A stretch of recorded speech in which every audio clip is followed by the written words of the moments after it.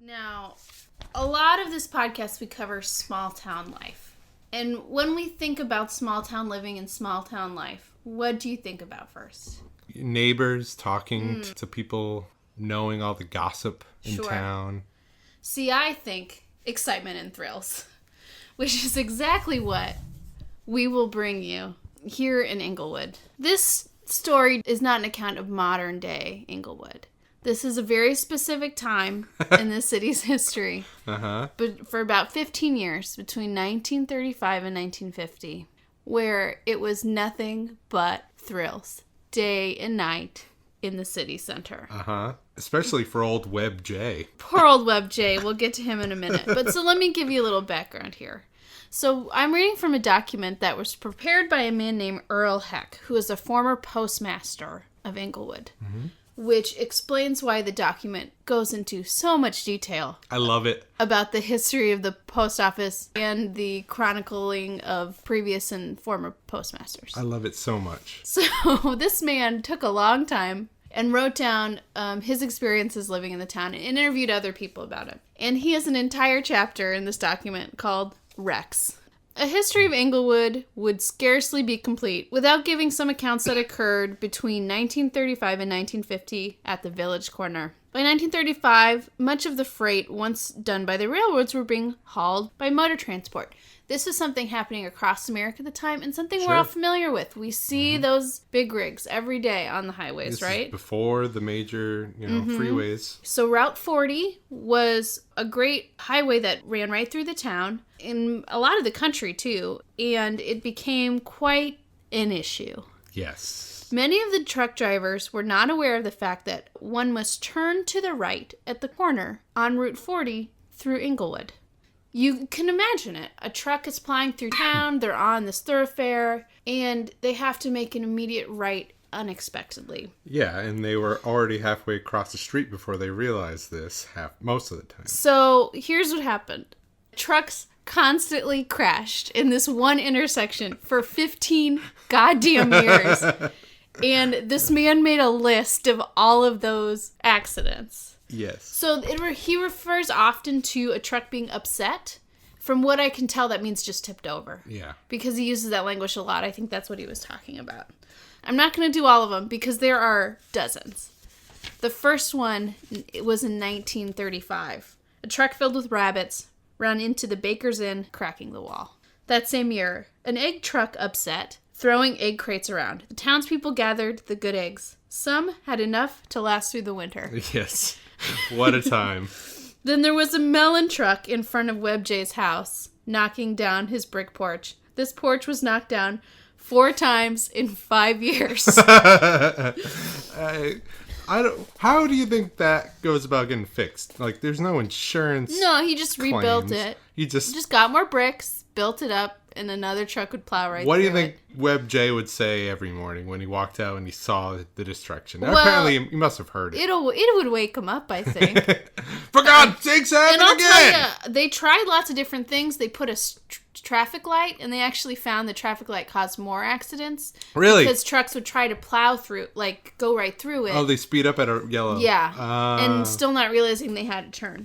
So when they took down the traffic light, they realized there were less accidents. Wow. Okay, here's a great one.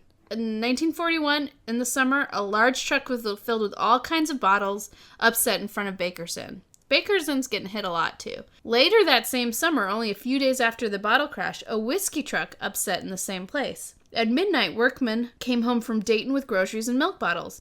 When they saw the half-broken casks, they emptied the milk and filled them with whiskey. A crate of soft drink bottles in front of Bog Baker's Inn was missing the next morning. It is believed that people took them to fill them with the whiskey. Yeah. That's amazing. Okay, here's another good one. Next year, 1942. In May, a large truck coming from the east over the dam crashed into a woman's bedroom in the Overlook Motel at the west end of the dam. It is said the woman slept so soundly that she was awakened only after the truck driver tooted his horn not more than 2 feet from her bed. That is hard to believe. It's probably not true. Fred Roth, who's that? I don't know, went down to see this room, and it was unbelievably wrecked. Not a shred of furniture was left untouched. A young boy sleeping with the woman was unharmed, though the bed was covered in glass. It's hard to believe. Now, this goes on and on. There are 3 pages of incidents of truck crashes. I wanted to highlight a few more. Yes. Did you read the lampblack one? Yeah, here, I'll do that one right now. September 12th, 1943. We'll never forget that date. It was a Sunday. A truck filled with lampblack upset in front of Waymare's store. Everything was covered with it, which shifted it through the doors and windows. In the evening, the fire department tried to scrub the town to little effect. It was tracked into all the businesses, making the floors a sorry sight. Now, I had to look up what lampblack is. Did you know what it was when you read that? I'm assuming it's like a fuel? A lamp fuel? Am I wrong? It's like a black powdery substance that turns like tar. Oh, okay. Yep. That's tough. That would be tough to get out. I don't remember what it was used for. It must have been a fuel. Okay. I'll add in this one, which was just buried in this list of wrecks, which is in fact not a wreck. There was also a mysterious explosion at the home of Miss Dixon on the morning of the day her husband was buried. One of the sons was to be married, and the bomb was delivered to him in the shape of a wedding present. I was on my way to work that morning at about 6:45, and when I heard it, I thought it was some lumber falling down at the White Shell garage. The mystery was never solved. Now, that's not a wreck. That's someone delivering a bomb, but it's listed within all these other wrecks. It's a calamity. Now, I know I'm supposed to be, like, upselling this town, but here's one that peeks to the seedy underbelly of racism in this town. Have you noticed something that's not been mentioned? Any of the drivers. No, they did not or anything say about them. A white person here. 1949, in October, a large van loaded with relief supplies coming from the west and driven by 2 Mexicans ran into the northwest corner of Klepware hardware store. The remarkable thing was... Now, this is remarkable. The remarkable thing was that the truck was entirely on the sidewalk, almost parallel with the street and building. The rear wheel was some 30 inches from the curb. It would have taken a skilled driver to get the truck into that curious position if it had been their intent. The whole northwest corner of the building was demolished, along with a brick front and plate glass window. So it wasn't good. The truck entered the sidewalk so neatly that it actually missed a parked car parallel to the curb. Robert Heeb, who lives above the store, was awakened by the crash and described it as terrific, which is not a word we use a lot in that scenario, but if you think about it, the root of terrific is terrible. Yes. Anyway, so I think this is the original origin of the word. Someone who lived in the neighborhood to the north came rushing out, poorly clad, and screamed and shouted to all that would listen, "Lynch them, kill them," meaning the truck drivers. That was rough. The 40s? 49. 49.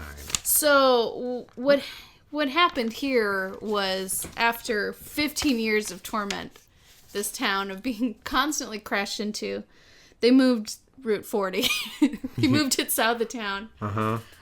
It's been a lot better ever since.